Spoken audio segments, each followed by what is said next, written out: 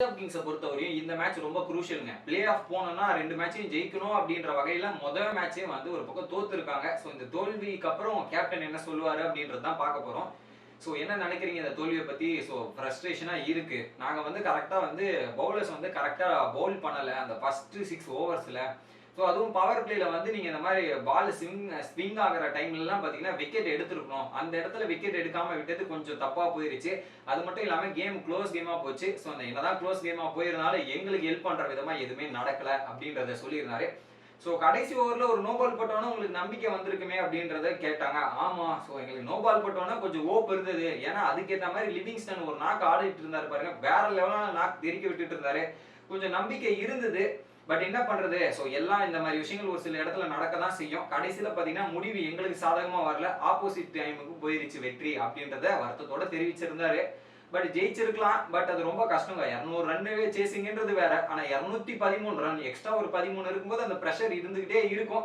But அந்த இடத்துல தான் ஒரு தப்பை செஞ்சிட்டாங்களோ அப்படின்ற ஃபீலிங் எனக்கு வந்தது. ஸோ அடுத்து நீங்க எந்த இடத்துல மேட்சை லூஸ் பண்ணீங்க, எங்க தப்பாச்சு அப்படின்ற கேள்விக்கு வந்து ஸோ அவரே அந்த தவறை ஒத்துக்கினார். என்னன்னா ஸோ குறிப்பா வந்து 20வது ஓவர் வந்து ஷிகர் தவன் ஒரு ஸ்பின்னர் எடுத்துட்டு வந்து போறாரு. அதுவும் பாத்தீங்கன்னா left arm spin bowler, left arm பேட்ஸ்மேனுக்கு அந்த இடம் வந்து கொஞ்சம் தப்பா போயிருச்சு. 25 ரன் போச்சு கடைசி ஓவர்ல. ஸோ அதுதான் நான் வந்து கடைசி ஓவர் ஸ்பின்னர் கொடுத்தது மிக மிக தவறு. அந்த இடத்துல வந்து நான் எடுத்த டிசிஷன் அப்படியே பேக் ஃபயர் ஆயிருச்சு. ஸோ அந்த மொமெண்டமும் அவங்க கையில ஒரு பக்கம் அங்கிருந்தே அவங்களுக்கு மொமெண்டம் போயிருச்சு. அதுக்கு முன்னாடி ஓவர் வேற எங்க ஃபாஸ்ட் பவுலர் ஒரு பக்கம் பயங்கரமான அடி அடிச்சிட்டாங்க. 18ல இருந்து 19 20 ரன். ஸோ அந்த 2 ஓவர் வந்து கிட்டத்தட்ட ரன்ஸ் எக்ஸ்ட்ரா போயிருச்சு. அந்த 2 ஓவரால் தான் நாங்க மேட்ச் தோத்தோம் அப்படின்றத சொல்லியிருந்தாரு. குறிப்பா என்ன பொறுத்தவரை அந்த 2 ஓவர் விடுங்க, லாஸ்ட் ஓவர் வந்து வேற எதனா ரபடா மாதிரி ஒரு ஆளை வச்சுட்டு நீங்க பவுல் கொடுக்காம கடைசி ஓவர் அந்த மாதிரி கொடுத்தா மேட்ச் தோக்க தானே செய்வீங்க, வேற என்ன செய்வீங்க அப்படின்ற மாதிரி தான் எனக்கு தோணுச்சு.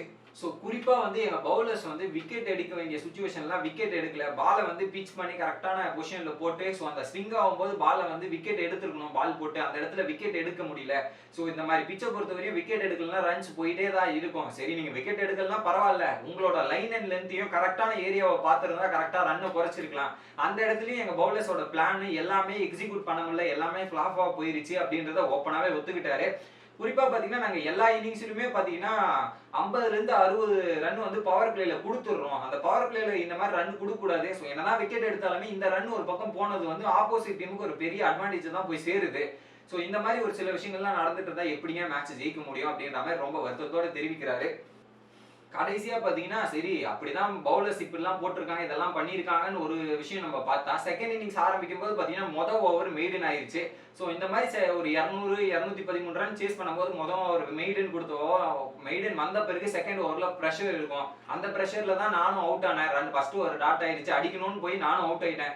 ஸோ இந்த மாதிரி சில தவறுகள்லாம் நடந்தா மேட்சை ஜெயிக்கிறதே கஷ்டம். ஸோ அந்த மொமெண்டம் வர வைக்கணும்னா அந்த பவர் பிளேவை நம்ம கரெக்டாக யூட்டிலைஸ் பண்ணணும். அந்த பவர் பிளேல நாங்கள் பண்ண சில எரர்கள் ஒரு பக்கமும் பாதிச்சிருக்கு அப்படின்றத பல விஷயங்களை ஓப்பனாகவே ஒத்துக்கிட்டாரு. நீங்க என்ன நினைக்கிறீங்க அப்படின்றத கமெண்ட் பண்ணுங்க. வீடியோ பிடிச்சிருந்தா லைக்